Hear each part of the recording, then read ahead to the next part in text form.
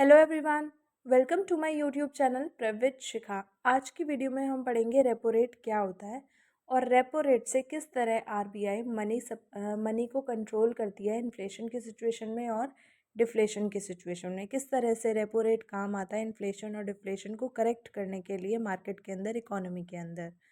तो उससे पहले, करेक्ट करने से पहले हमें ये समझना ज़रूरी है कि रेपो रेट एक्चुअल में होता क्या है। तो रेपो रेट क्या होता है? रेपो रेट वो रेट होता है जिसके ऊपर आरबीआई मनी लेंड करती है, मतलब लोन देती है। किसको? कमर्शियल बैंक्स को। छोटे टाइम पीरियड के लिए, किसके लिए? शॉर्टर टाइम पीरियड के लिए उसे कहा जाता है रेपो रेट।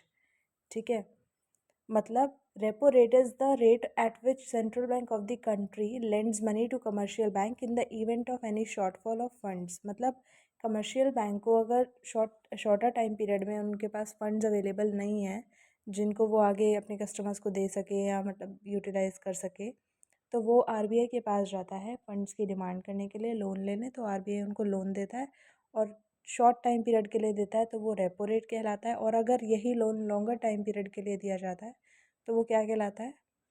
बैंक रेट कहलाता है। ठीक है, तो जब जब मार्केट में इन्फ्लेशन होती है, आरबीआई क्या करता है? जब जब मार्केट में इन्फ्लेशन होती है तो आरबीआई रेपो रेट को इंक्रीज़ कर देता है। रेपो रेट इंक्रीज़ करने से क्या होता है?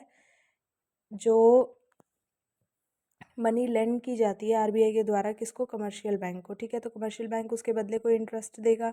तो उस इंटरेस्ट, जब जब मार्केट में इन्फ्लेशन आती है तो आरबीआई उस रेट ऑफ इंटरेस्ट को बढ़ा देता है ताकि कमर्शियल बैंक उसको ज़्यादा पैसे दे और मार्केट से पैसा ऑटोमेटिकली उठ जाए। मतलब लोगों तक पहुंच ही ना पाए, वो पैसा किसके पास चला जाए? आरबीआई के पास चला जाए। तो इस तरह से इन्फ्लेशन को करेक्ट करता है। और डिफ्लेशन के टाइम में उस रेट को क्या कर देता है? डिक्रीज़ कर देता है। क्या कर देता है? डिक्रीज़। तो इन्फ्लेशन के टाइम में आरबीआई उस रेट को इंक्रीज़ कर देता है, रेपो रेट को, सो दैट पैसा आरबीआई के पास आ जाए और लोगों के पास कम पहुँचे और लोग मार्केट के अंदर, इकोनॉमी के अंदर से इन्फ्लेशन करेक्ट हो जाए। और उसी तरह से डिफ्लेशन के टाइम पे क्या करता है? वो रेट ऑफ इंटरेस्ट डिक्रीज़ कर देता है।